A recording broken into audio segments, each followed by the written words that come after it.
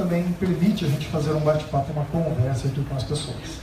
Tá bom? Então, por esse motivo que ele está acontecendo hoje aqui. Então, agora, nós vamos passar a palavra ao pessoal aqui da mesa, para que eles falem sobre o livro, sobre o conteúdo, sobre todas as informações que remetem ao tema Jango e Eu, Memórias de um Exílio Sem Volta. E ao final, quando a gente terminar, a gente começa umas dedicatórias no livro, para quem desejar. Basta adquirir a sua obra, o pessoal coloca o seu nome e também um número e a gente chama pela ordem numérica na sequência. Tá bom? Qualquer dúvida, levanta o braço, eu vou estar o tempo todo, eu vou até vocês. Ao término, a gente começa as dedicatórias. Se quiser fazer pergunta, levanta o braço. Eu levo o microfone para vocês também. Então, João Vicente, muito obrigado. Senador Roberto Requiem, muito obrigado. A gente está aqui agora para ouvi-los. Ele é bom de palestra, né? Gente, antes de nada, queria agradecer a todos a presença nessa noite aqui fria de Curitiba e agradecer principalmente ao senador Requião, meu companheiro, meu amigo, desse momento. Essa é a 10ª capital que nós estamos lançando o livro. E esse livro, antes de entrar nos detalhes do livro, eu queria dizer a vocês que foi um tributo que era necessário fazer ao meu pai. Foi lançado o ano passado, em dezembro do ano passado, nós lançamos no dia 6 de dezembro, que era os 40 anos da morte de meu pai ainda no exílio.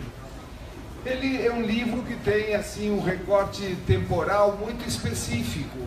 Ele começa no dia 1º de abril de 1964, no dia do golpe, e ele transcorre num relato dos tempos, dos dias, das lutas do exílio, das dificuldades, das saudades, das atribulações, enfim, de todo o périplo e as peregrinações que nós passamos no exílio, até chegar ao dia 6 de dezembro de 1976, que é o falecimento do meu pai.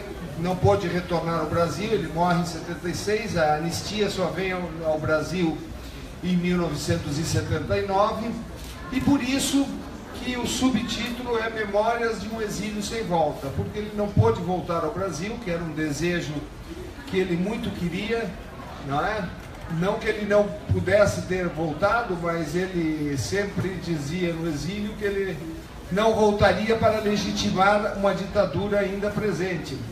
Ele tinha sido cassado em 64 por 10 anos, a cassação que os militares lhe impuseram, foi por 10 anos, e ele já tinha 12 anos. Em tese, não tinha sido renovada a cassação, ele poderia ter voltado. Abriram vários processos contra ele, se defendeu em todos, não é? Processos inclusive de corrupção, tiveram que devolver todos os seus bens em seguida no exílio, porque nada provaram. E o livro é um mergulho nesse passado, um mergulho difícil, um mergulho muitas vezes com dificuldade, assim, não de relembrar as coisas, porque muitas vezes as coisas tristes a gente tenta escondê-las, né? Já foram passadas, vamos viver para frente, mas o mergulho foi importante, né? Foi importante nesse momento, porque me trouxe a presença dele novamente, que estava, de certa forma, longínqua, e trouxe esse debate novamente de dar voz ao presidente João Goulart.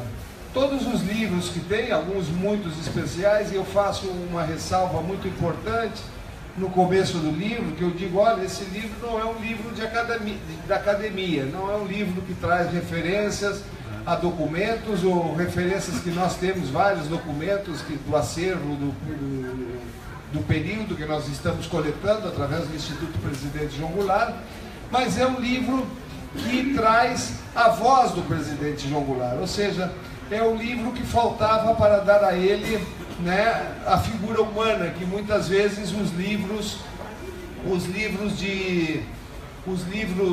acadêmicos não trazem, se baseiam só em documentos e não trazem essa parte humana, essa parte do diálogo, do dia a dia, que ele tentou nesse exílio nos trazer e nos mostrar, né, a duas crianças, a família, que nós fomos para o exílio. Eu fui com 7 anos, a minha irmã foi com 6. O que é o exílio? Porque o exílio é uma palavra que não está no vocabulário de crianças, né? Então você no exílio tem que ir aprendendo a saber por que você não pode retornar ao seu país, por que você tem que crescer aprendendo outro idioma, por que você tem que saber a importância, né, da luta de seu pai, porque muitas vezes uma criança está num colégio, que eu falo aí, num colégio no exterior, e os colegas dizem: pô, mas por que tu fez? Qual foi a delinquência que vocês fizeram no país de vocês, que nós temos que abrigá-los aqui e vocês não podem sequer voltar ao seu país? Então, o exercício desse aprendizado, da construção do que é essas saudades da pátria, e muitas vezes a distância que a gente não pode voltar, a gente continuava a falar português em casa, mas ia aprendendo outros idiomas e aprendendo muitas vezes, não é, a peregrinar. Eu falo que no exílio nos ensina a ser aves peregrinas, porque o golpe de 64, num primeiro momento, quando nós chegamos no Uruguai, se pensava que seria uma das tantas quarteladas a mais que o Brasil estava acostumado a ter. Mas na verdade, inclusive, depois que... Porque até certos políticos, inclusive o presidente Juscelino Kubitschek, acreditou, votou no Castelo Branco, na eleição indireta, pensando que teria eleições em 65, então... Mas não era nada disso. 64 acontece... Cai o governo legítimo do presidente João Goulart, o governo democrático, que propunha um projeto de nação nova para o Brasil, através das reformas de base, mas o golpe de 64 não era só para o Brasil. Era um projeto, era uma orientação de política externa do Departamento de Estado americano, que cai o Brasil e na sucessão começa a cair Argentina, Bolívia, Chile, Peru, ao ponto de, em 1976, quando o meu pai morre no exílio, inclusive nós já fugindo de algumas tentativas de sequestro e da violência que trouxe a Operação Condor na Argentina, depois da morte do Perón, nós aprendemos aqui essa peregrinação é importante para se salvaguardar a própria vida. Vários amigos deles foram assassinados, do meu pai, senador Michelini, presidente Torres, o deputado Gutierrez Ruiz, o Prats, todos eles foram mortos em Buenos Aires nessa operação. Então, nós nos demos conta que era uma política externa do Departamento americano que, em 76, todas as democracias latino-americanas, à exceção da Venezuela, que era o Andrés Pérez, que era um serviçal dos Estados Unidos, vendia petróleo a $4 para os americanos, nós tínhamos que peregrinar e pular, e a América Latina cada vez mais ditatorial, ao ponto de nós temos documentos dessa perseguição. Inclusive no livro tem uma foto, né, do Serviço Secreto Brasileiro, da CNI, dentro do aniversário de meu pai, tirando fotos das pessoas e assinalando numerando as pessoas e dizendo quem estava nessa festa de aniversário, numa perseguição feroz. Então, o livro conta um pouco disso, né? Das atribulações, das saudades, dos momentos. Apesar de ele contar todo esse destino nosso da família no dia a dia dentro de casa, também acompanha os acontecimentos que vinham sendo paralelos na Argentina, no Uruguai, porque nós chegamos no Uruguai em 64, fomos muito bem recebidos. O povo uruguaio tinha uma tradição de democracia muito grande. O Uruguai nunca tinha tido um golpe de Estado desde os seus primórdios, a não ser um período curto da ditadura do Terra, mas isso lá em 1920 e pouco.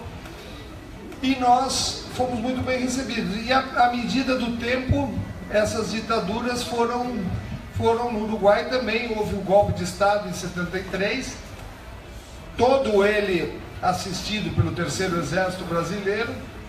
Nós sofremos prisões, a minha mãe foi presa, eu fui preso com 15, 16 anos.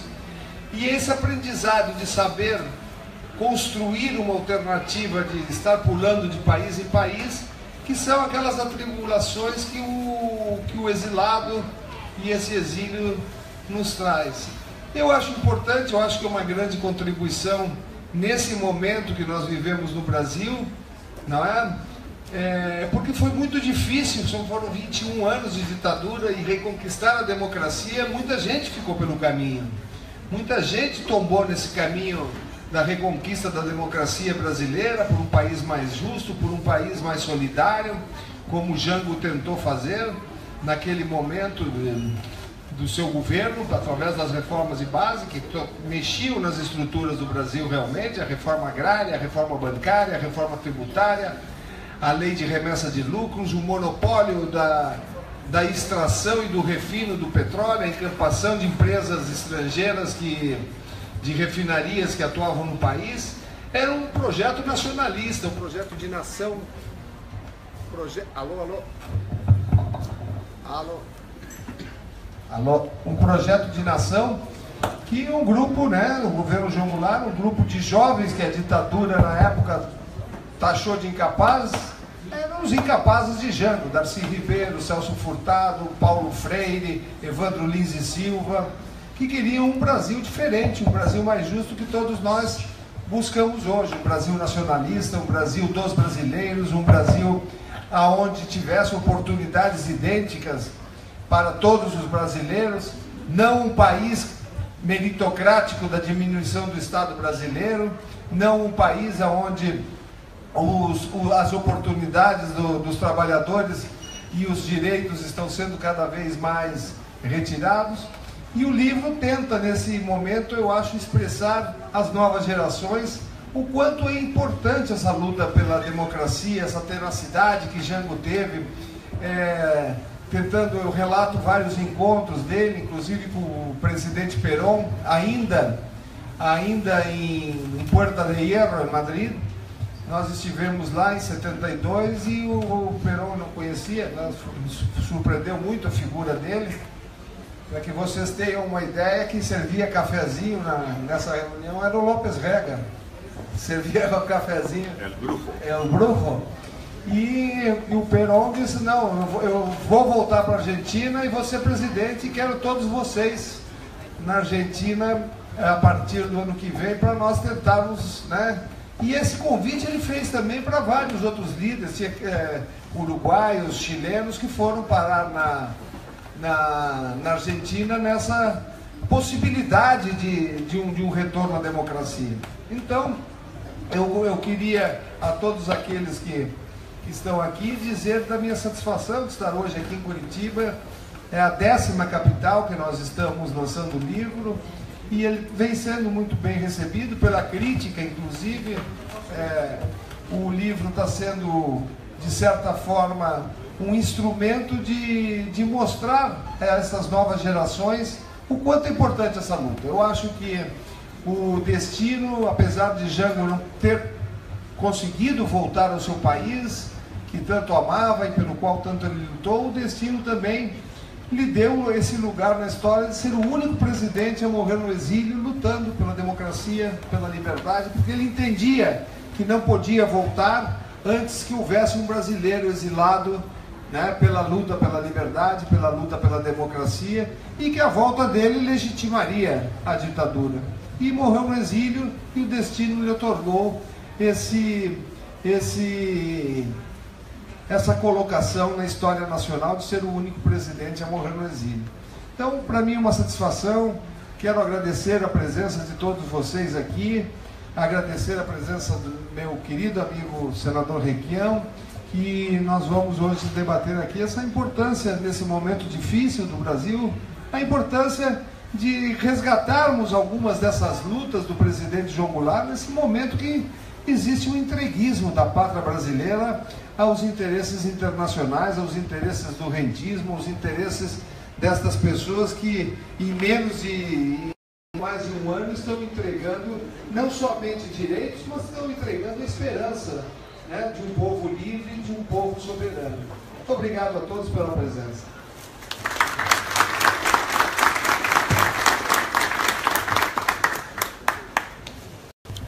O livro é Jango e ele, o filho, o João Vicente. E o João pediu que eu viesse a esse lançamento do livro em Curitiba para conversar sobre o Jango e nós. A importância do Jango na conjuntura brasileira atual. Eu preparei um texto para essa intervenção. Podia fazer um improviso, mas o vício da tribuna do Senado nos faz alongarmos nos demais.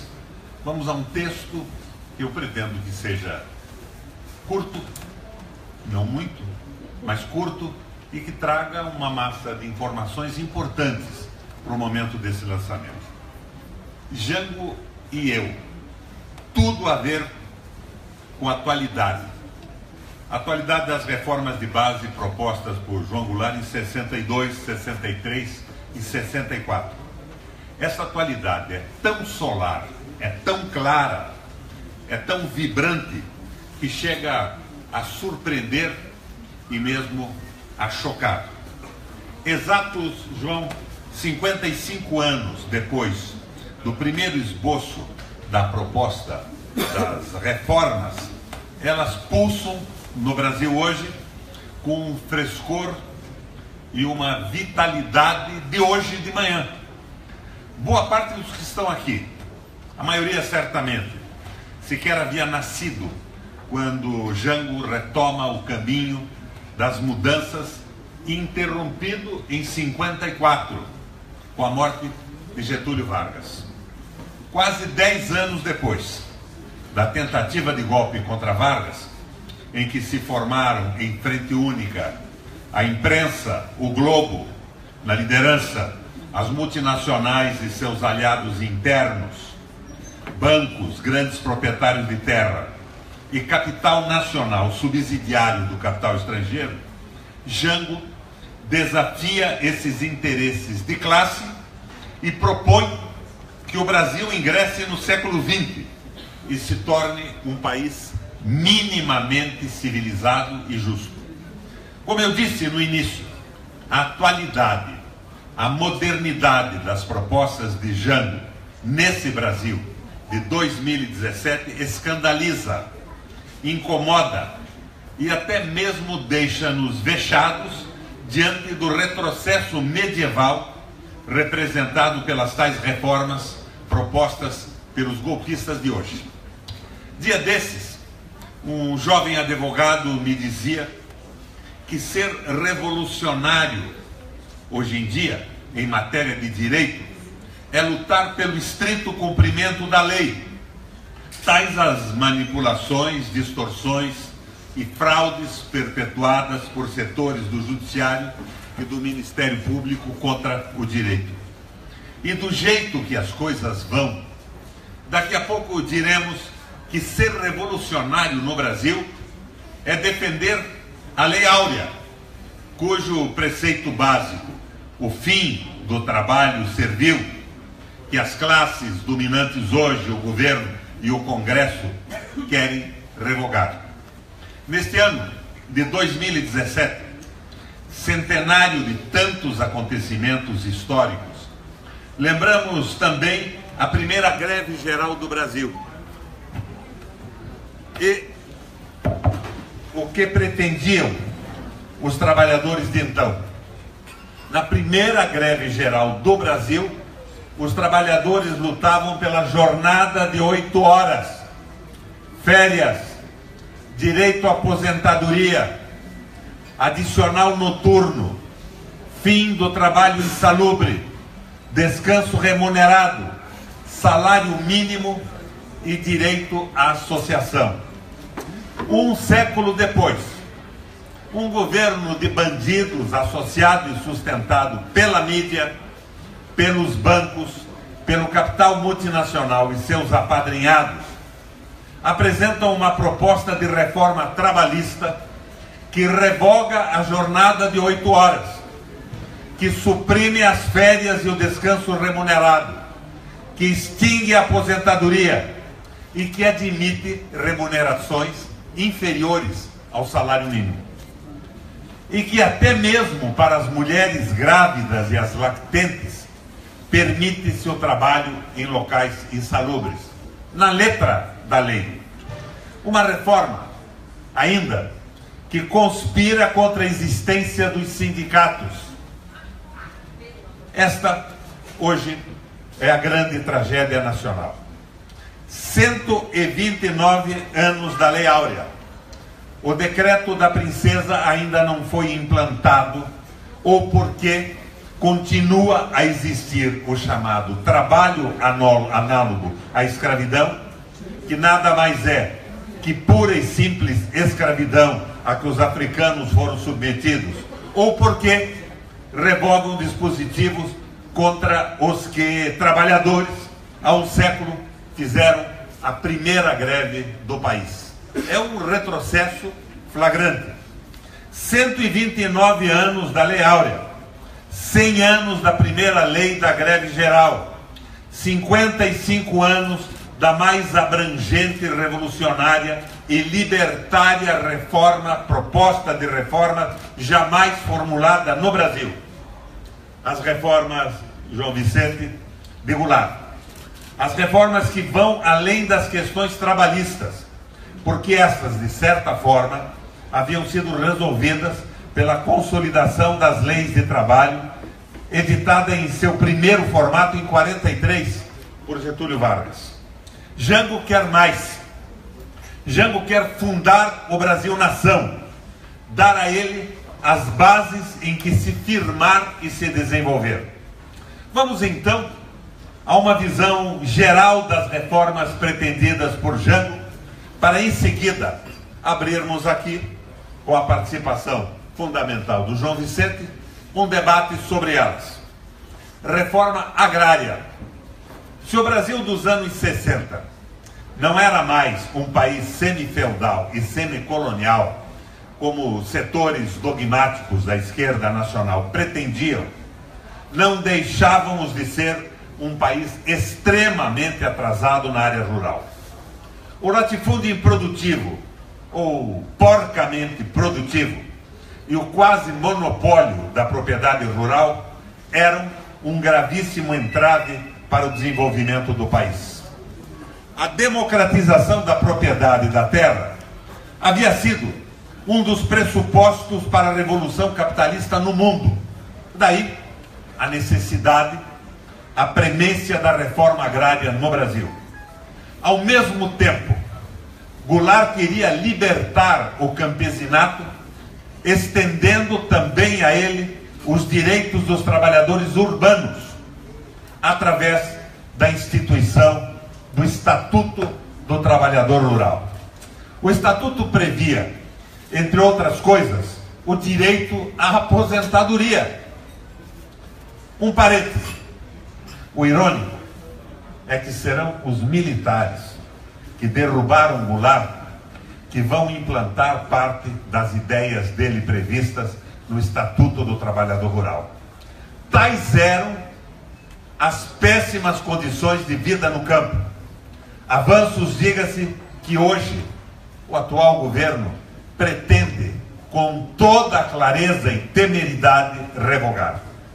A proposta de reforma agrária de Goulart, ao contrário do que distorciam e maldiziam os conservadores e os fascistas brasileiros, era um projeto completo, cientificamente pensado, que passava pelo crédito aos assentados, assistência técnica, escoamento da produção, eletrificação, irrigação, zoneamento agropecuário, cooperativas, mecanização e educação, além de saneamento e habitação rural.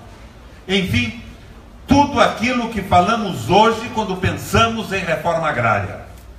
Afora a questão ideológica da contradição de classes em si, haviam dois pontos que deixavam a reação brasileira em pé de guerra.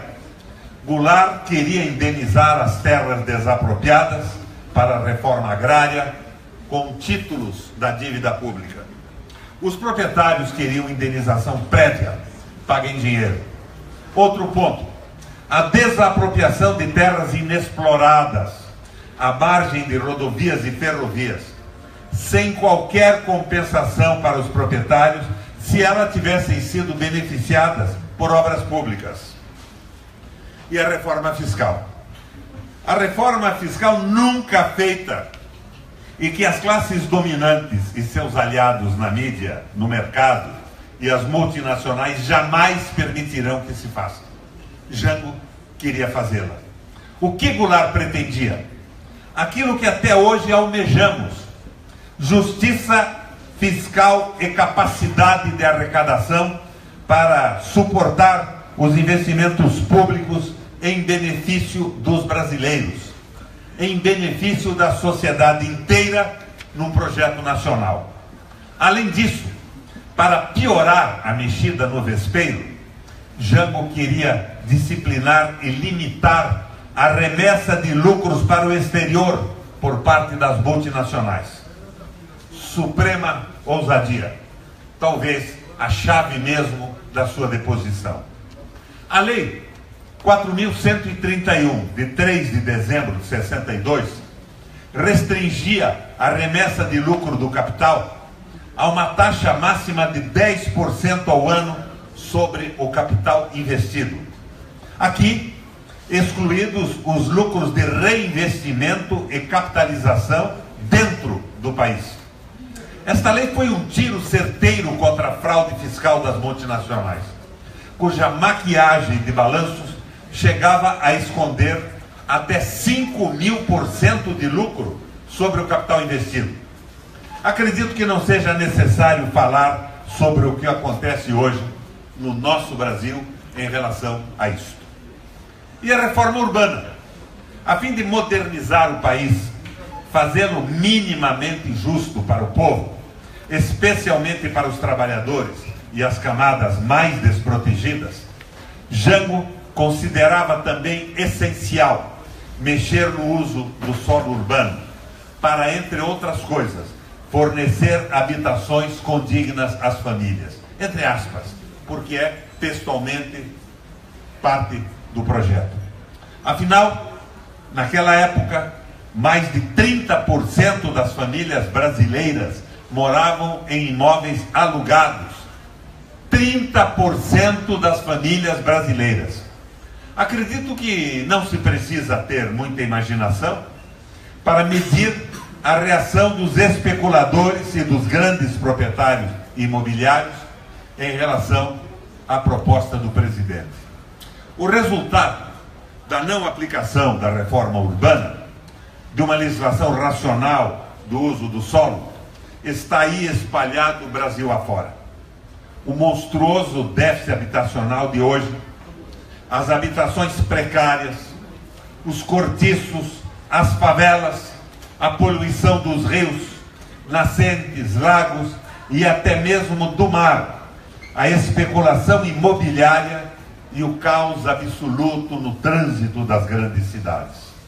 E os monstrengos de cimento e aço que sufocam as nossas cidades são, 55 anos depois, testemunhos da frustração da reforma urbana de Jango Goulart. E a reforma bancária? Qual é o motor para impulsionar qualquer empreendimento econômico, qualquer negócio no mundo capitalista que nós vivemos? Sem nenhuma dúvida, o crédito. Se hoje o sistema bancário é tão avaro na concessão de crédito e age como um personagem de um conto de Natal de Charles Dickens, imaginem 55 anos atrás como se comportavam os bancos no Brasil. Em síntese, com a reforma bancária, Jango pretendia ampliar o acesso dos empresários, especialmente dos pequenos e médios, ao crédito para os seus empreendimentos no país. E claro, esta reforma também foi considerada intervencionista, contra a liberdade do mercado e aquela coisa toda que ouvimos ainda hoje, diariamente. Reforma educacional. Aqui tivemos a contribuição de jovens e entusiasmados educadores, como Darcy Ribeiro, Paulo Freire e Anísio Teixeira. A reforma educacional de Goulart previa uma amplíssima campanha de combate ao analfabetismo. Afinal, mais de 40% dos brasileiros à época não sabiam ler e escrever. 40% de analfabetos constituíam a população do nosso Brasil de então. Universalização do ensino público e elevação de sua qualidade em todos os níveis era a pretensão do governo do Jango. Qualificação e valorização do magistério. Reforma universitária para libertar o ensino público superior de instituições carcomidas à época, como a famosa cátedra vitalícia. Mais de meio século depois, a pauta educacional de Goulart também continua atual e as dificuldades para implantá-la, desgraçadamente, são as mesmas. Reforma política. É interessante a posição do Jango sobre a reforma política. Ela coincide com a minha hoje. Jango lançava também a ideia de uma revisão de nossas instituições políticas. É claro, era diferente do que se propaga hoje. Ele não priorizava a reforma política. Era mais um dos itens de sua campanha reformista.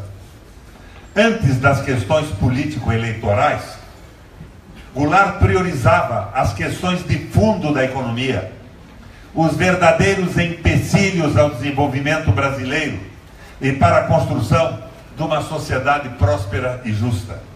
Hoje, desgraçadamente, toda vez que a crise aperta, surge essa história de reforma política como prioridade, como essencial para remir o país da crise. Por exemplo, é a intenção dos presidentes do Senado e da Câmara trazer de volta para aprovação, ainda antes de outubro, de forma a vigorar em 2018, alguns remendos políticos eleitorais.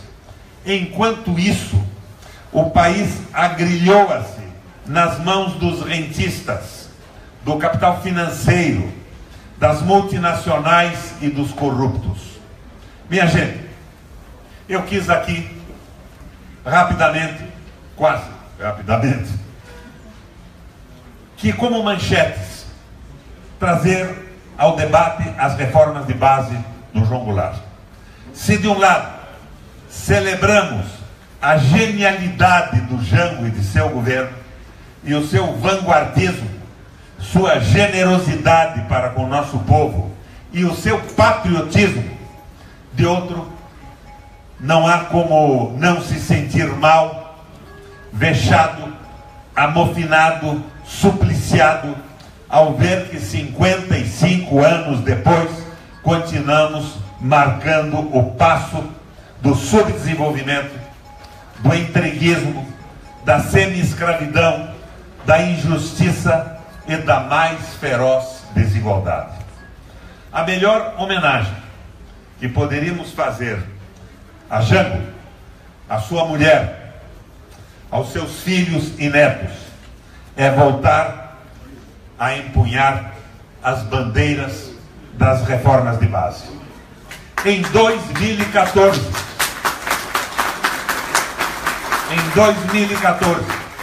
no cinquentenário do golpe de Estado que derrubou o presidente Goulart, revisitei as reformas de base e encaminhei vários projetos de lei ao Senado na mesma senda aberta por João Goulart. Em minha página, vocês poderão tomar conhecimento desses projetos que dormem em gavetas esplêndidas na chamada Câmara Alta da República. Com o lançamento agora da Frente Parlamentar Mista em Defesa da Soberania Nacional, voltaremos a defender essas teses. Como vocês veem, a oportunidade do lançamento do livro do João Vicente é única, porque Jango fez ontem e as suas ideias ainda fazem uma falta enorme para um projeto brasileiro de nação soberana e independente nesse momento. João, vamos ao debate. Obrigado, doutor. Obrigado para o meu site.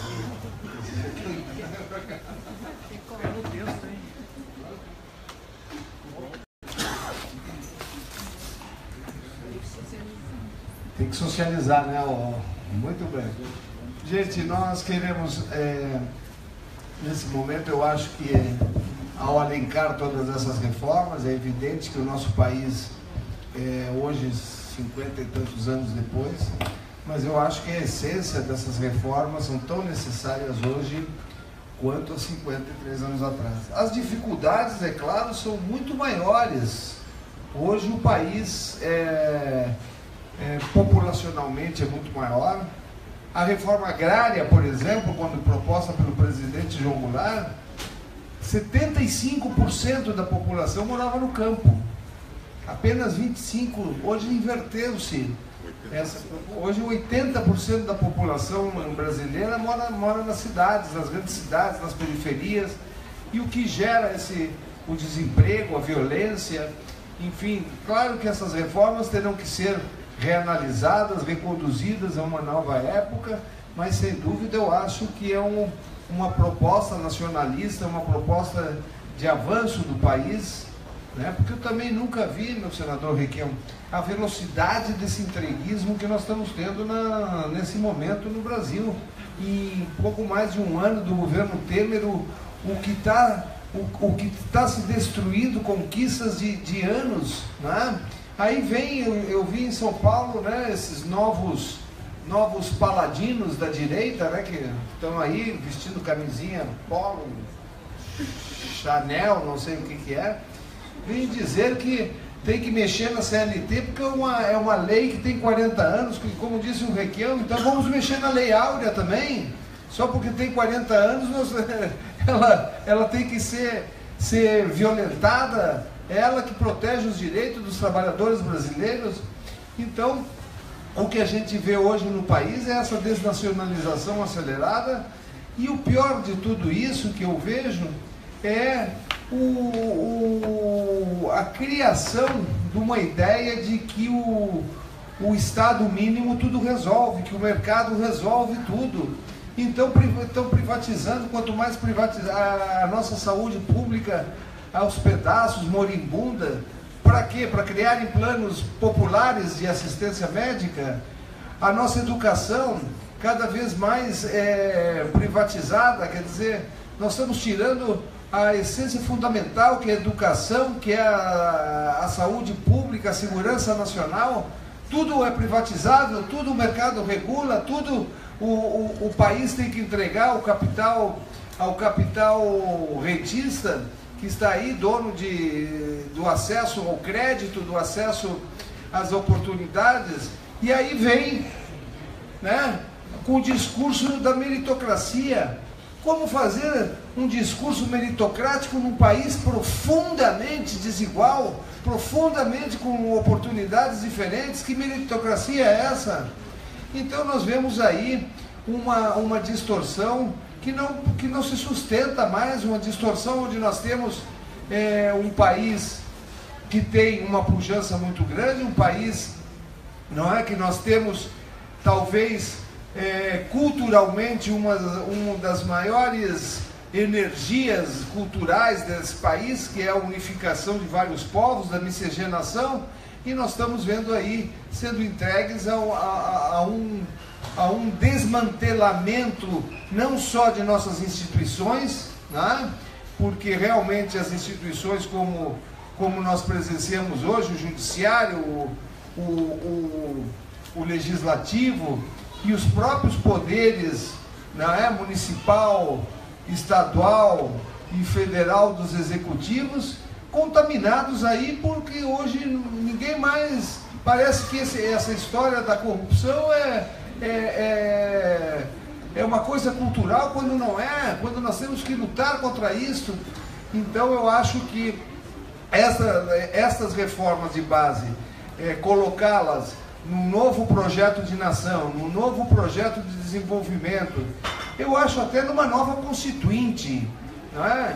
Porque agora uma constituinte, meu senador Requião, que seja mais participativa, né? Porque a constituinte representativa com o Congresso desta índole que nós temos aí, de nada vai adiantar. Nós somos um parlamento que não temos um cientista para debater energia atômica, para debater... Por quê? Porque o cientista não tem 15 milhões de reais para ser eleito por São Paulo e nem tem os votos necessários.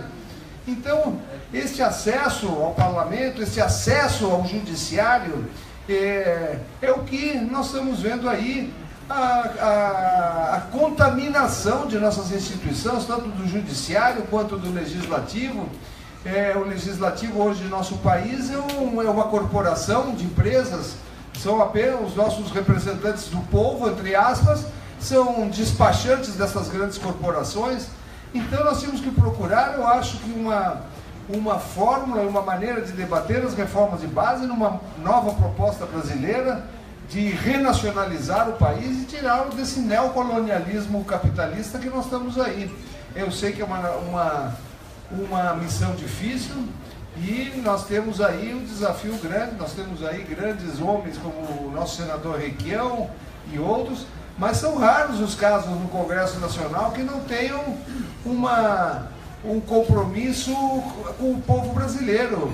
Não é? O que a gente vê aí são essas formações, bancada da bala, bancada da medicina, bancada de não sei o que mais, bancada ruralista, bancada do boi, porque são representantes desses setores e não representam mais as aspirações do povo brasileiro. Eu estava vendo uma pesquisa a semana passada, 75% da população brasileira é contra a reforma essa trabalhista, anti-reforma que está no Congresso, quando no Congresso Nacional o Temer tem aprovação total, ou seja, mais de 2/3 do Congresso Nacional, que em tese representariam o povo brasileiro, aprovando a queda desses direitos dos nossos trabalhadores. Então vai ser muito difícil, Requião.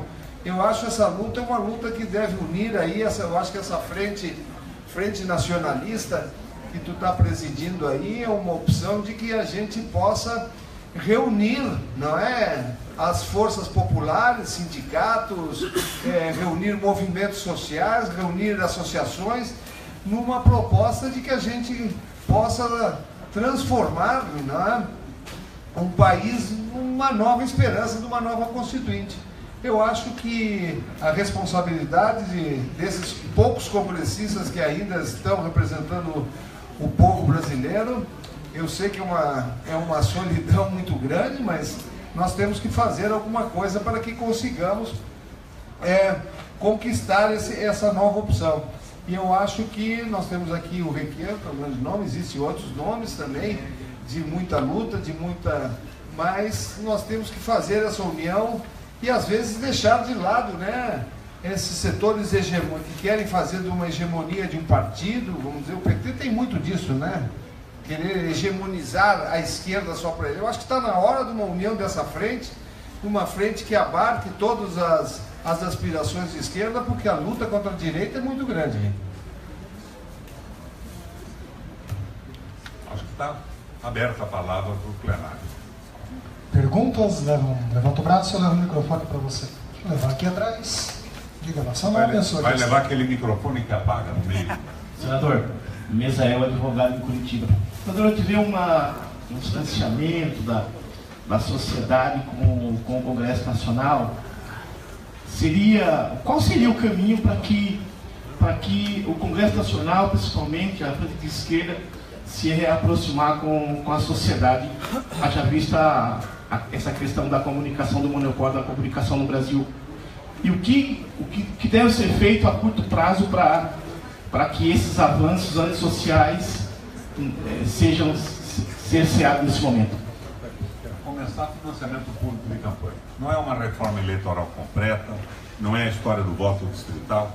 O voto distrital, que está sendo muito badalado no Brasil hoje, foi inventado pelo De Gaulle para derrotar os nacionalistas. Ele era nacionalista, mas não era um nacionalista popular, para derrotar os progressistas na França. E era uma coisa tão habilmente engendrada que não tinha nem continuidade física. Quando ele verificava que num determinado distrito ele perderia a eleição, ele juntava esse distrito com outro distrito separado fisicamente para garantir a sua maioria. Então não é bem por aí. Agora, o sistema eleitoral brasileiro depende da concentração do sistema econômico. Quem é que acaba sendo candidato nos partidos, em qualquer partido? Quem tem dinheiro para financiar uma campanha eleitoral. Seja o PT, o PMDB, o PCdoB, sempre se procura alguém que possa financiar uma campanha eleitoral, que possa pagar até alguns companheiros de partido como cabos eleitorais. Daí o resultado é o seguinte: a reforma trabalhista na Câmara foi aprovada por 220 e poucos votos. 198 dos parlamentares que votaram eram patrões. Por quê? E eles estão completamente equivocados. Como eles não conhecem nada de economia, eles imaginam que numa dificuldade da recessão, se eles tiverem uma vantagem comparativa com os seus concorrentes, diminuindo o salário dos seus trabalhadores, que deverão manter a mesma produtividade, eles conseguem ganhar o mercado. O que eles não perceberam ainda é que esta redução salarial, sendo de todas as empresas, eles não vão ganhar o mercado, eles vão acabar com o mercado por falta de demanda. Então, eu geralmente dou um exemplo clássico, João, que é o New Deal nos Estados Unidos. O New Deal foi organizado depois da grande recessão, da crise imobiliária da Flórida. Mas em determinado momento, o Roosevelt, Franklin Delano Roosevelt, o presidente, não sabia mais o que fazer. Daí ele deu uma olhada no que estava acontecendo com a Alemanha, vou me referir a isso em seguida, mas olhou também o que fazia um empresário da indústria automobilística, o Ford, que suportava o seu conhecimento de economia em Taylor. Taylor era um economista que tinha como fator fundamental do desenvolvimento da sua teoria a especialização do trabalho. Taylor dizia o seguinte: o trabalhador especializado ganhando a mesma coisa vai produzir mais do que o trabalhador que não for especializado. Era o treinamento do trabalhador e a sua especialização. Ford acopla essa ideia da especialização à linha de montagem. Então, na linha de montagem, um grupo de trabalhadores se especializava em montar a caixa de troca, os outros montavam o diferencial, os outros colocavam o chassi, pintavam a lataria, construíam a cobertura, que era de tecido impermeável naquela época, e a produtividade da indústria do Ford passou a ser incrível, e incrivelmente copiada por toda a indústria norte-americana. O Roosevelt ficou empolgado com o Ford e pretendeu condecorá-lo, e o Ford recusou a condecoração. O Roosevelt pergunta: mas por que, Ford? Por que você não aceita a condecoração?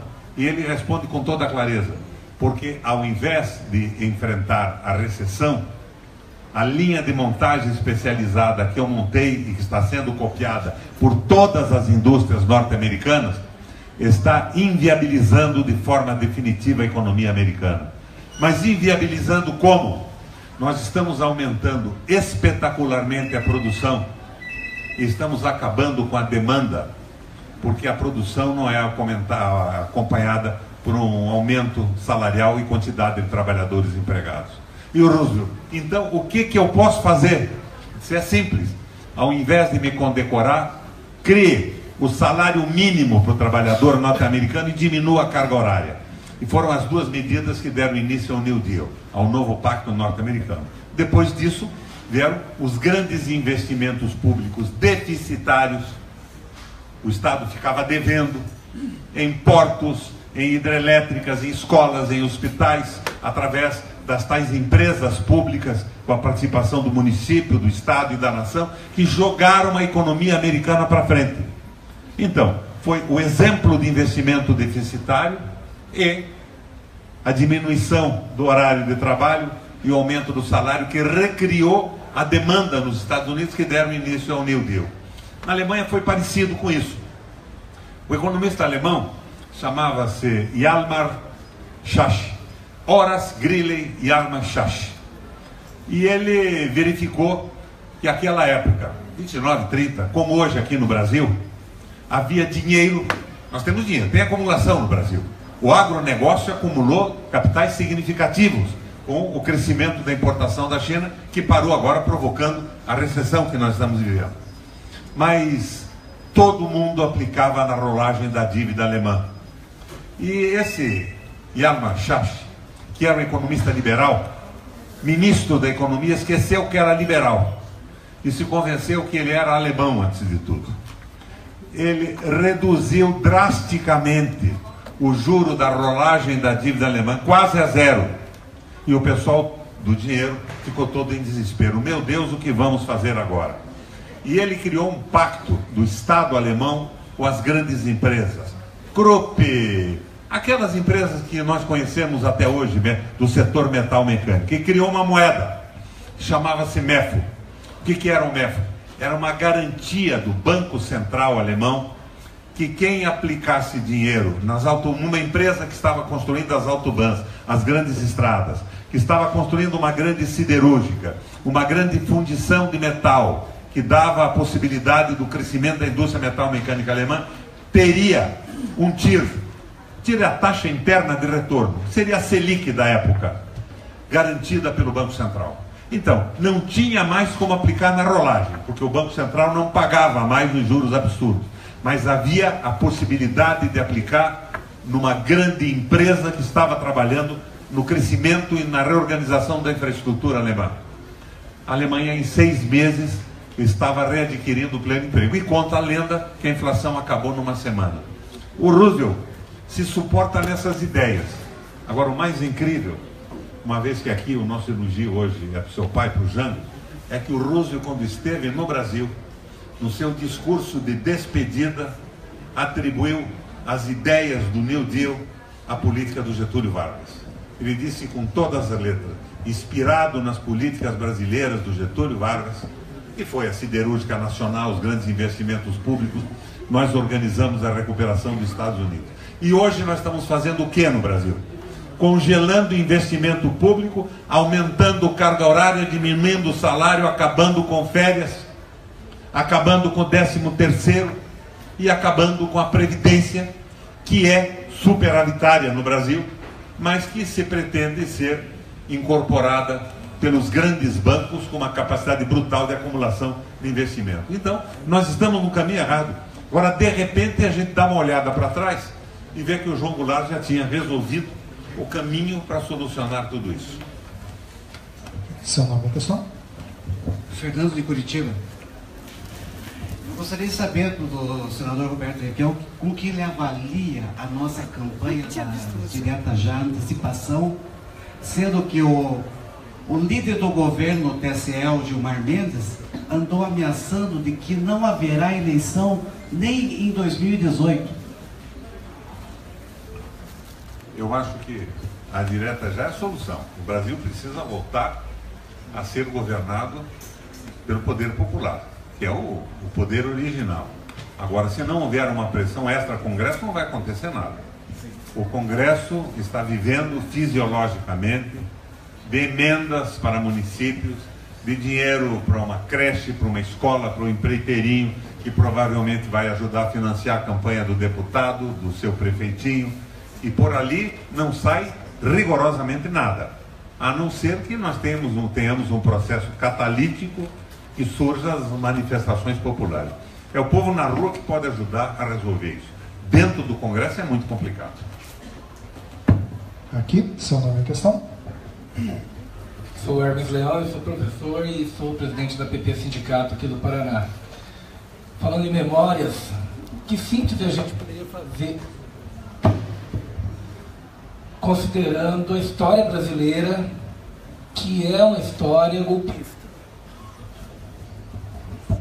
É sabotagem, eu já tinha percebido. Pois essa ausência de um balanço adequado do que foi o golpe de 64, inclusive dos estudos dessas reformas de base, considerando os dias de hoje, com essa síntese da ausência de um balanço mais completo que a gente pudesse ter feito da ditadura civil-militar, do qual o Jango foi vítima. Então, eu queria pedir até para o senador também considerar. E, João, você poderia falar dos últimos momentos do seu pai, qual que é a causa morte do teu pai? Porque eu não sei se o livro traz, que a gente não leu, pegou agora.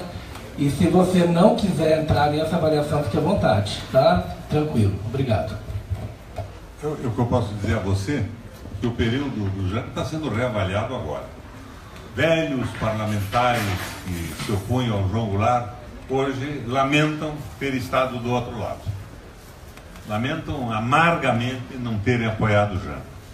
Eu não vou falar em nomes, mas é a velha guarda do Congresso Nacional, consciente, politizada, confessando seus erros.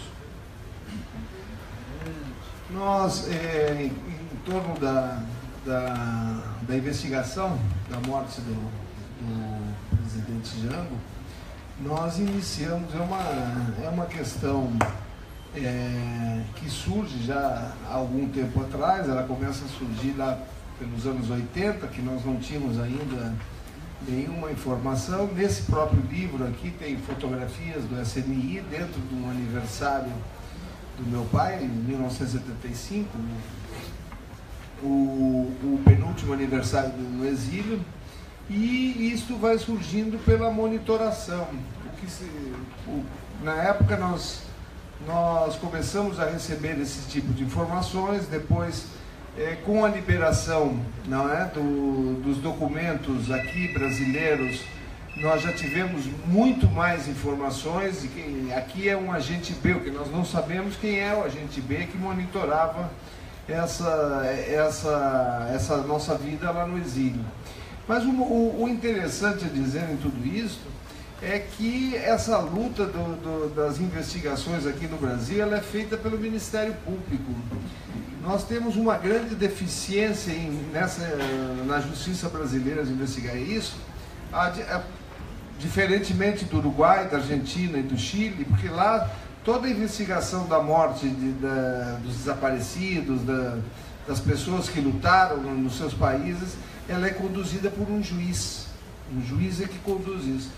Nós, quando fizemos, havia um agente uruguaio preso e charqueado, chamado Mário Neira Barreiro, que nós fomos lá com o primeiro filme que o Instituto Presidente João Goulart fez com a TV Senado, chama-se Jango em 3 atos, e eu sabia que ele tinha dado essas informações, porque ele está...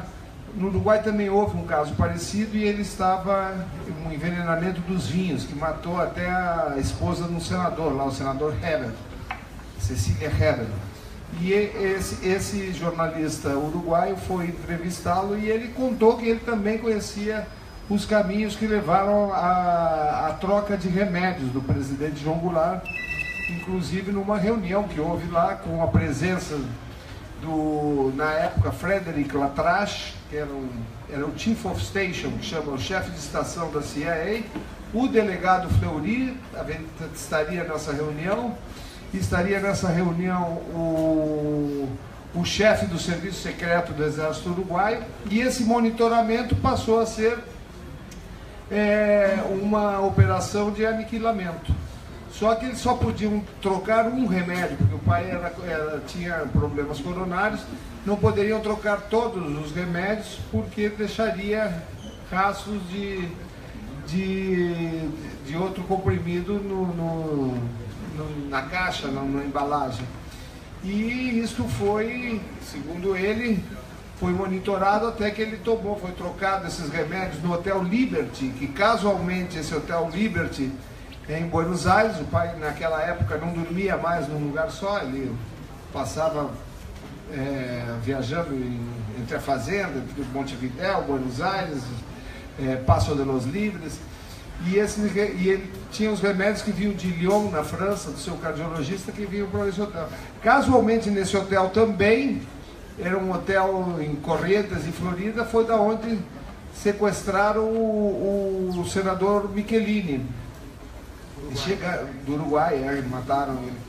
Casualmente, e sequestraram lá o seguinte, era paramilitar, chegavam 8 carros, que eram os Falcon, Ford Falcon argentinos, sem nenhum problema, tiravam as pessoas, enfim, foram 30 mil desaparecidos e mortos na Argentina. Mas nós, quando soubemos de tudo isso, tivemos o relato dele, nós degravamos o relato que nós colhemos para o filme e entregamos na época para o Procurador-Geral da República para que investigasse. E o procurador, na época, também o ministro da Justiça, que era o Tarso, ele disse, não, agora vai falar para a Polícia Federal. E mandou a Polícia Federal falar lá no... Não era só o nosso depoimento, né? O Antônio Fernando de Souza, que era o procurador, ele aí foi a Polícia Federal e ele não só repetiu, como disse mais nomes dos envolvidos nessa operação. Mas aqui no Brasil demora muito. Nós tivemos oportunidade de fazer a exumação dos restos mortais do presidente João Goulart, mas só por um instrumento que só a Comissão da Verdade que tinha isso, que não dependia de uma ação judicial. A Comissão da Verdade foi criada e uma das suas atribuições era fazer exumações, para inclusive ver o negócio do Araguaia, dos vários corpos que estão em São Paulo, que as ossadas, que a ditadura mandou misturar tudo, depois mandou encher d'água o porão onde estava. E nós conseguimos fazer a exumação graças ao poder que tinha a Comissão da Verdade. E mandamos para... Pelo tempo que ela foi inconclusiva, mas pelo tempo de 36 anos mas pelo relatório do Ministério Público, as oitivas desses agentes que estariam envolvidos não foram feitas pelo Brasil. Agora, recentemente, faz um ano, que a procuradora Suzete Braganiolo, que é quem está no comando dessa investigação, mandou pedir a oitiva desses pessoal. Mas foi entregue para o Itamaraty. O Itamaraty mandou para o embaixador brasileiro em Washington, que solicitou o Departamento de Estado. Faz um ano que o Departamento de Estado não deu nem resposta até hoje para o governo brasileiro, e nem o governo brasileiro tem autoridade moral e política para pedir, porque é uma subordinação total. Diferentemente do Chile, por exemplo, que eu fui lá, eu tive lá, tem um grande... Hoje ele pertence à Suprema Corte do Chile, que chama-se o Dr. Alejandro Madrid, que investiga todos os casos de envenenamento no Chile, que foram vários, ele tem só no Chile 26. Inclusive já constatado do presidente Eduardo Frei. Já tem 2 médicos da Universidade Católica do Chile que ele foi fazer uma operação de apendicites e foi envenenado no hospital. Trocaram os médicos e ele foi envenenado no hospital com esse agente mostarda que traz bactérias e tal, e morreu de infecção em 4, 5 dias. Mas nós estamos esperando. Agora, ainda existe, houve uma substância que não deveria estar no corpo, mas uma substância mínima que nós ainda não quisemos usar. Existem outras amostras no Instituto de Criminalística que poderão ser usadas no futuro, mas a gente está esperando que haja o surgimento de alguma outra pista ou indício, ou no mínimo ouvir esse juiz Alejandro Madrid. Já ouviu um dos envolvidos que teria trazido esse composto do Chile, é o Michael Townley, que matou o Letelier em Washington. Esse é um agente americano que, muito antes do 11 de setembro, que os americanos reclamam, o primeiro atentado, não foi o primeiro atentado, foi a morte do Letelier na frente do Congresso americano, e esse indivíduo mora sob a proteção do Estado americano, mas quando é solicitado por um juiz, o juiz vai lá, o Dr. Alejandro Madrid conversou com ele sobre os envenenamentos do Chile e esteve presente. Nós não sabemos se os Estados Unidos vai dar essa autorização ou não, o Ministério Público daqui, porque faz 11 anos e recém agora foi enviado lá. O que se sabe é que realmente houve a chamada Operação Andréia, que era da DINA. Teve um grande químico que conduziu esses venenos, um grande químico da Polícia Secreta do Chile, que era o Hermes Berrias, alias Hermes, chamava-se Hermes pelo perfume, era Hermes, né? E eles dizem que eles conseguiram inclusive cristalizar o Gasarim lá no Chile. Enfim, nós estamos esperando essa definição do Ministério Público para, se surgir alguma outra pista, alguma outra orientação, mas as pessoas já estão morrendo. Dos 3 agentes que nós pedimos a oitiva, um morreu, que o Frederic da Trache morreu há 2 anos atrás. Então nós estamos aí esperando para ver o que pode surgir de novas desclassificações de documentos ou a oitiva desses agentes, se o Brasil conseguir fazer. Muito bem, vamos na sequência. Podemos ir para as 2 últimas questões para depois começar as dedicatórias nos livros. Então aqui, seu nome e a questão. Liana Carleal, Universidade Federal do Paraná. Governador, em primeiro lugar, eu presto aqui a minha homenagem à sua coerência e à sua bravura. O seu trabalho no Senado tem sido brilhante. Eu me orgulho do seu trabalho. Eu gostaria de ouvir do senhor 3 avaliações. A primeira delas é com uma certa anomia que a população brasileira está acometida nos últimos tempos. Participou ativamente das greves, etc., mas diante da gravidade do problema, a nossa expectativa é que nós estivéssemos muito mais envolvidos no combate a toda essa situação e a busca de uma saída para se tirar o Temer do lugar que ele está. A segunda questão é como é que o senhor avalia a perda de posição relativa do Brasil hoje no cenário internacional e se o senhor vislumbra no futuro próximo um retorno da posição que o Brasil tinha antes, por exemplo, com relação aos BRICS, com relação à própria participação na Rota da Seda no programa da China, que envolve bilhões de dólares, e finalmente o judiciário brasileiro. Até quando vamos aguentar da forma que está aí?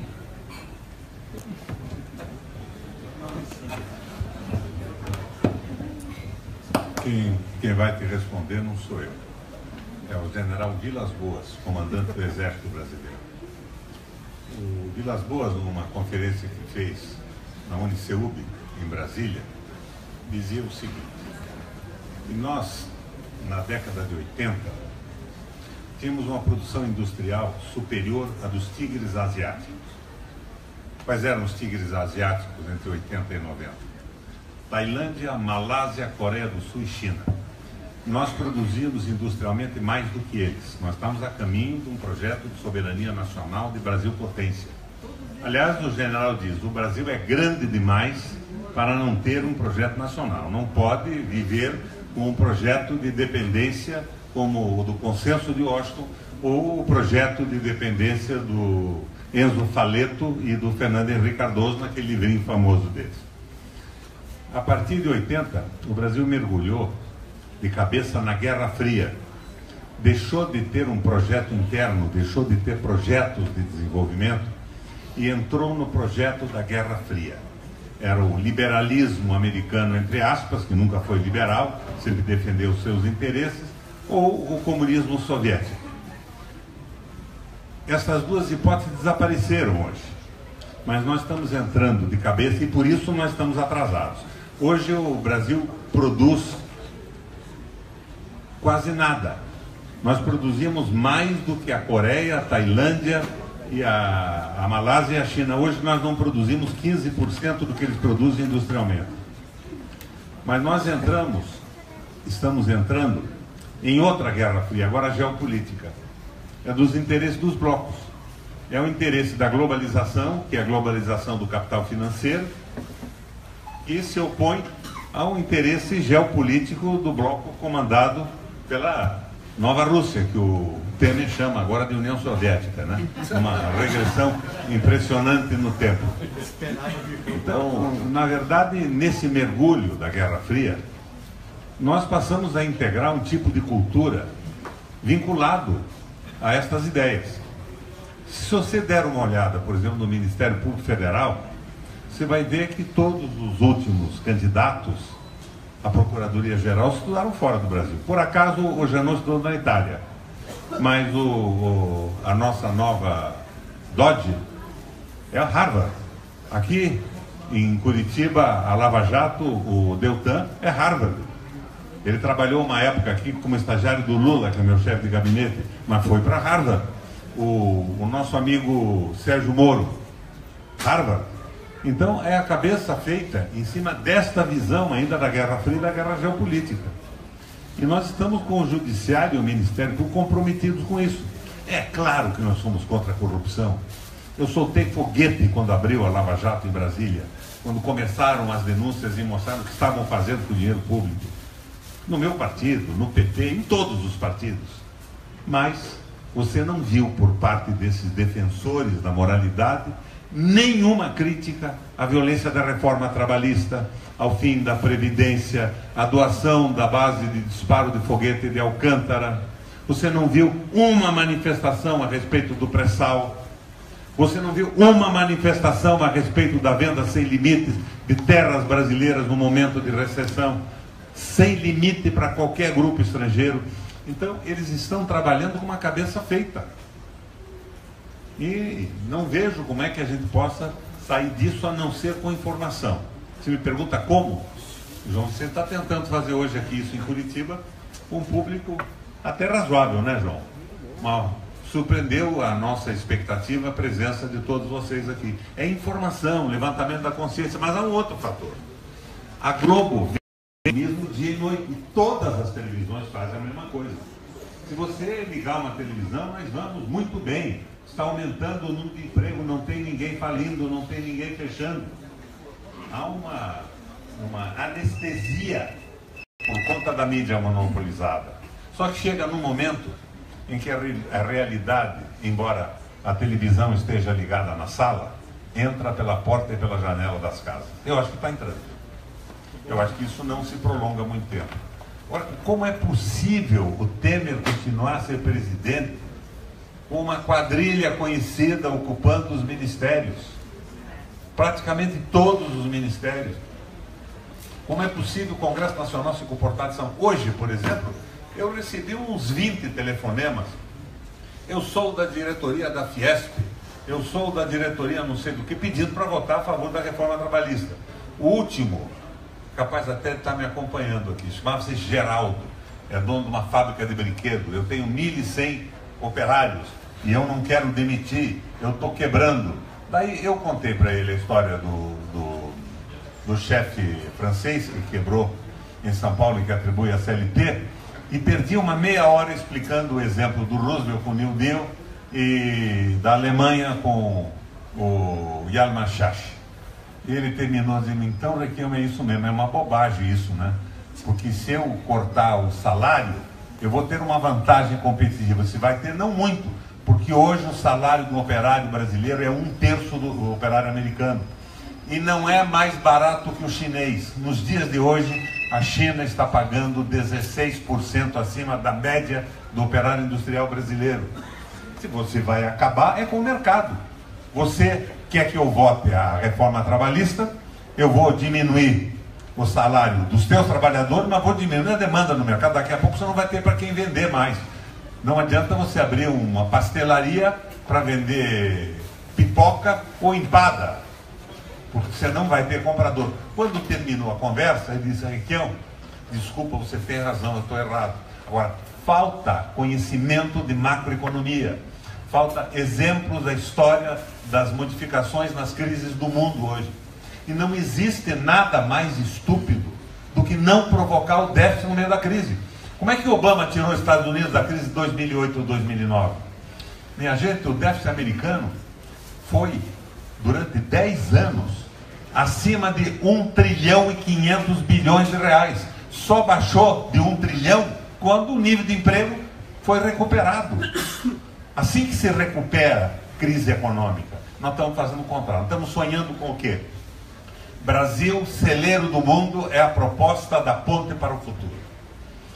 Nós já temos uma produtividade maior ou igual à dos países mais desenvolvidos do planeta.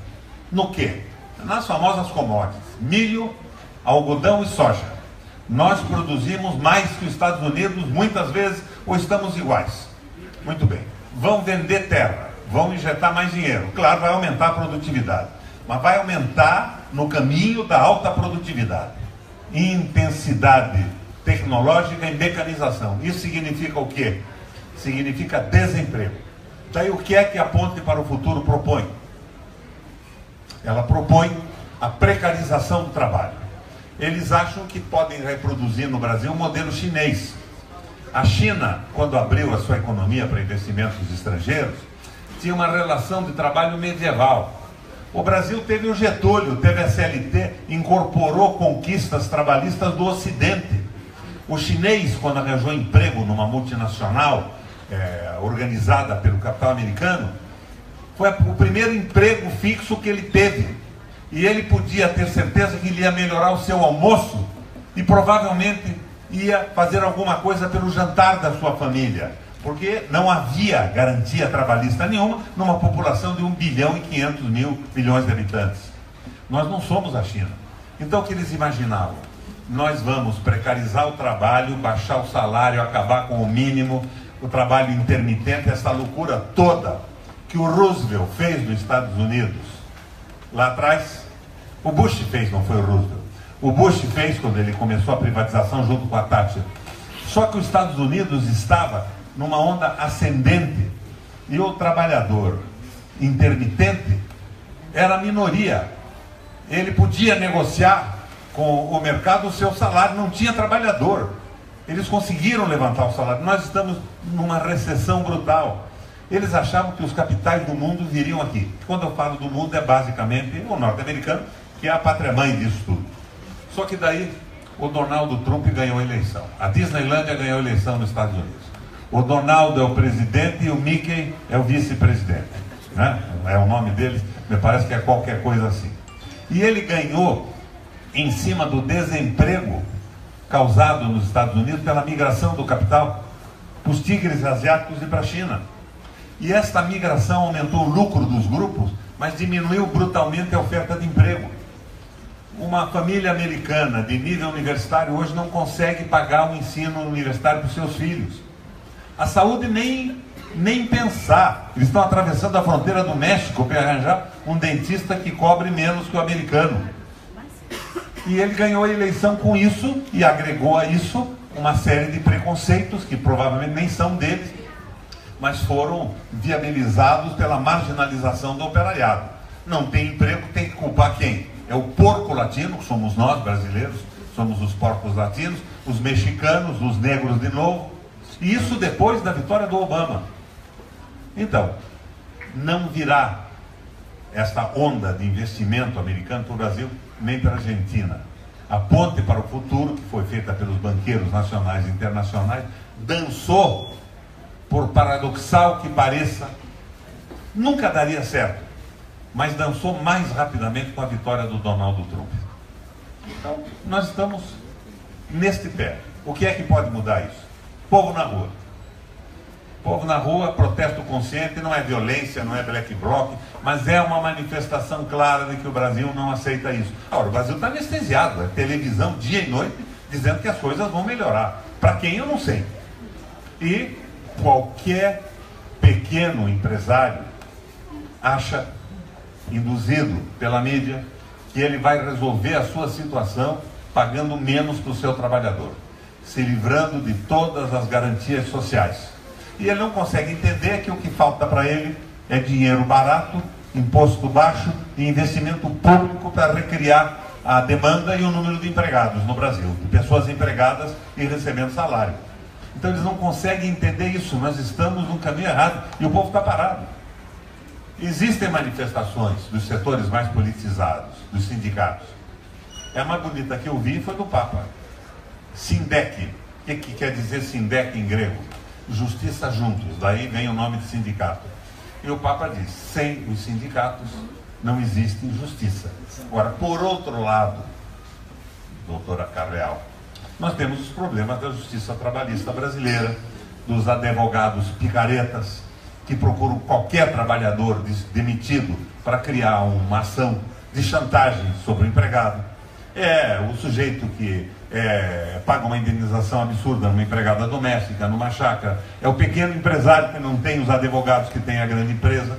Então, talvez a solução fôssemos ter uma espécie de um simples para o pequeno empresário brasileiro. Uma forma diferenciada. A China não tem direito anglo-saxão. A China não tem direito. A China não tem nem... a China tem conciliação. Ela não tem aquele... Como é que se chama?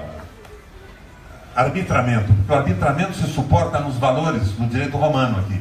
Na China não, é conciliação. A China tem 1 bilhão e 500 milhões de habitantes e tem 130 mil advogados. São Paulo tem 47 ou 43 milhões de habitantes, tem muito mais do que isso. Então, há uma indústria do processo judicial. Isto, mais a recessão e a falta de compreensão da economia, jogou essa classe média inteira a imaginar que se acabar com o direito do trabalhador, se tiver um trabalhador semi-escravizado, resolve o seu problema. E não resolve. Agora, não tem como isso ser esclarecido, porque não tem meios de comunicação de massa para isso. E o Congresso Nacional é feito de patrões. Eles não conseguem entender nada de economia, não percebem macroeconomia, não têm noção das reformas que ocorreram no mundo recente, na Alemanha, nos Estados Unidos. Não perceberam que a Grécia afundou num projeto igual a esse. Não perceberam que a Inglaterra entrou no Brexit exatamente pela revolta do capital inglês contra a dominação alemã. Não perceberam que não existe euro. Existe o Deutsche Euro, a economia bancária alemã mandando na Europa inteira. A Grécia acabou com isso. E o único país que está se safando da crise sem utilizar as medidas radicais do New Deal e da nova política alemã é Portugal. O Partido Socialista ganhou a eleição, mandou austeridade às favas, subiu o salário mínimo, aumentou o salário dos aposentados e começou a investir modestamente, mas com déficit. E a economia é a única que está se recuperando na Europa pela recusa da política da banca alemã. Porque banqueiro não tem alma. Você conhece a história de um sujeito que trabalhava para um banqueiro numa chácara há 27 anos. E um dia ele diz ao banqueiro: você tem aí 15 mil alqueires de terra. Eu trabalho para você há 27 anos. Eu tenho sido um bom trabalhador. E o banqueiro diz: claro, ótimo, você foi um dos melhores feitores que eu tive aqui. Mas eu não tenho um pedaço de terra para morar. O senhor não podia me dar aí um pedaço de 40 por 50 para mim construir a minha casa e a casa ser minha? O banqueiro olha para ele e diz: eu posso, com uma condição. Se você disser qual dos meus olhos é de vidro. Ele tinha um olho de vidro. O trabalhador olha para ele e diz: o esquerdo. Ele diz: meu Deus, mas como é que você conseguiu identificar o meu olho de vidro se eles são absolutamente iguais? E o feitor diz para ele: não, não são iguais. Esse seu olho de vidro tem um aspecto humano que o outro não tem. Muito bem, para a gente finalizar, o nosso horário já até passou um pouquinho, mas vamos para a última questão então. Depois a gente começa as dedicatórias no livro, lembrando que se você porventura não tem o livro, está aqui no caixa da loja, adquira o seu e depois venha receber a dedicatória aqui do autor. Aqui a última pergunta, nome e questão. Boa noite, eu sou o João Santiago, sou teólogo e poeta. E quero primeiro te agradecer, João Vicente, pela oportunidade de estar aqui, revivendo um pouco a história do Brasil, que de certa forma se repete. E igualmente também agradecer a presença do senador Requião, que eu sempre admirei muito, e eu quero contar duas historinhas rápidas. Primeiro, aqui uma amiga minha de Minas Gerais esteve aqui essa semana e ela disse para mim assim: que inveja de vocês paranaenses aqui, né? Eu sou um cearense, mas moro aqui em Curitiba há 25 anos. Aí ela disse: por quê? Foi porque vocês têm 2 senadores que vale a pena chamar de seu. Ela disse, né? Foi do Requião e da Gleice. Aí eu disse: espera, pois eu tive o privilégio de votar para os 2, né? Que a eleição permitia, né? E trabalhar para os 2 na campanha. E então, assim, essas coisas são, um momento como esse, de extrema riqueza por causa da esperança. A gente não pode perder a esperança. Tem sempre gente lutando com a gente do lado que a gente luta. E um outro aspecto, João, é que você contava aí E eu me lembrava aqui muito, eu tive algumas vezes com o Lutgardes, que é o filho de Paulo Freire, que viveu algo semelhante com você, como criança, em países diferentes, alfabetizado em 3 línguas diferentes, né, o Lutgardes. E ele contava uma série de situações do exílio, como esta que foi vivida, e fica até uma lembrança bonita que esse momento causa, que ele conta das tardes ali de domingo com Paulo Freire, Darcy Ribeiro e Neruda conversando, né? Dá até inveja às vezes, né? Mas, assim, parabenizar pelo trabalho, é uma contribuição tremenda para este momento importante que vive o Brasil, e dizer assim, esta república tem sido cruel com seus filhos, que a história mostrou e tem mostrado notáveis, né, diferentes. Ela foi assim com Jango, foi assim com Paulo Freire, com Josué de Castro, com Florestan Fernandes, com Darcy Ribeiro, com Getúlio Vargas, com Juscelino, enfim. E ela continua sendo cruel com estes filhos e com estas filhas que insistem em chamá-la de pai e de mãe como pátria, né? E eu não posso negar que estou emocionado de poder estar contigo aqui. Eu vou dizer para todo mundo que estive com o filho de João Goulart, que está lançando um livro, contando essa história, porque nós vivemos o Frei Beto, que vive dizendo isso muito, do apagão histórico que essa sociedade, que essa geração nossa vive com relação a estes 50 anos, sobretudo de história brasileira. Mas, enfim, eu quero realmente agradecer e perguntar, assim, talvez para você mesmo, mas também para o senador Requião, desta república cruel com esses filhos, com essas filhas, e que exilou e que matou João Goulart, o que tem dela que persiste, que chega até hoje, que está aqui? Como é que chama esse negócio, essa coisa que faz tudo isso? Tem um nome? Eu não sei se tem nome. Primeiro eu queria agradecer, agora que nós estamos encerrando esse debate, a todos vocês. Eu não sei se tem nome, mas eu acho que a ditadura, quando se implantou no nosso país, foram 21 anos de ditadura. Ela não só perseguiu, matou, torturou, desapareceu cidadãos brasileiros que estavam sob a proteção do Estado, e isso é importante porque numa luta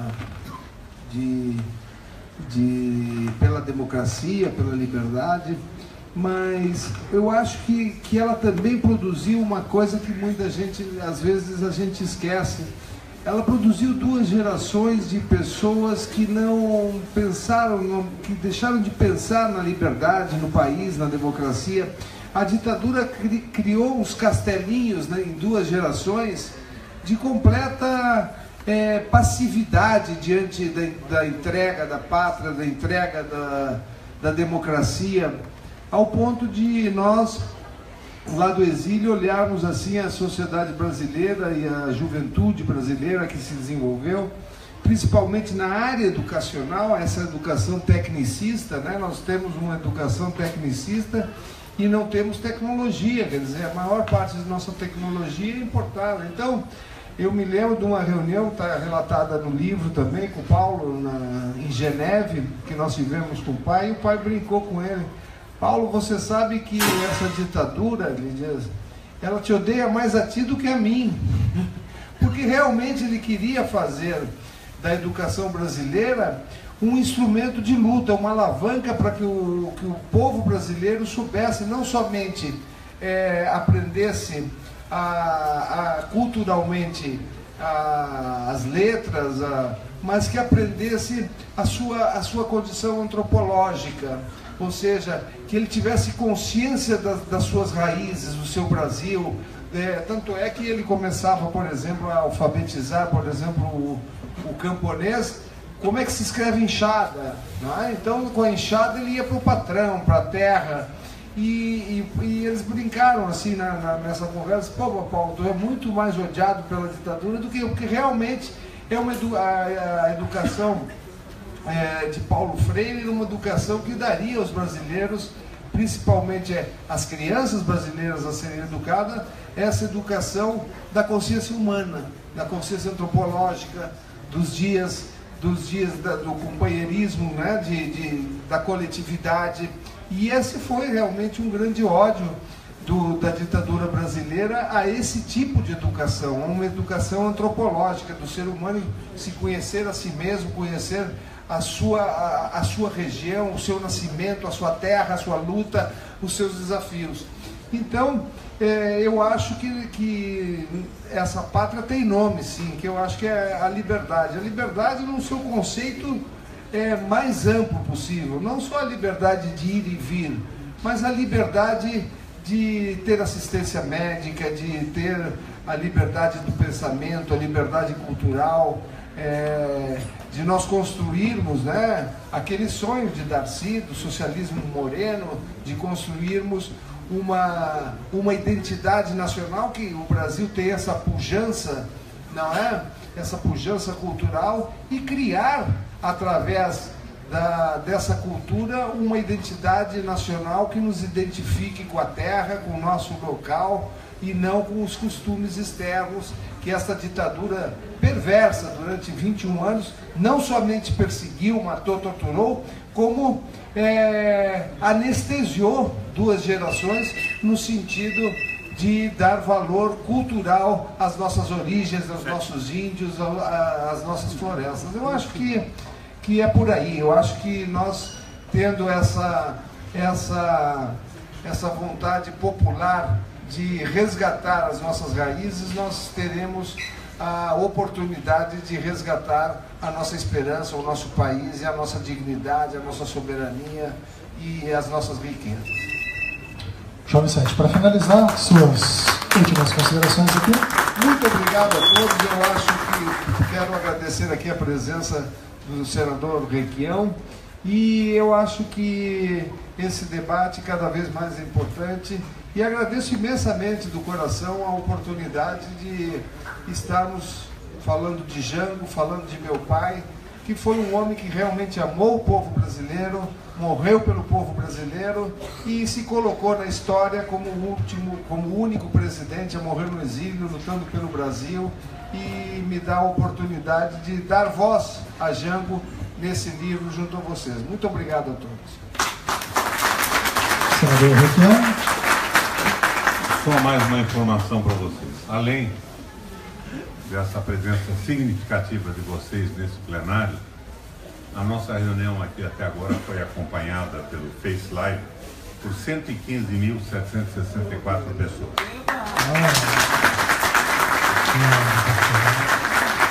Tá bom, dessa maneira nós encerramos esse evento, nós já passamos até do nosso horário. Agora vamos passar as dedicatórias aqui dos livros, as dedicatórias. E eu vou pedir a gentileza, venha apenas primeiro.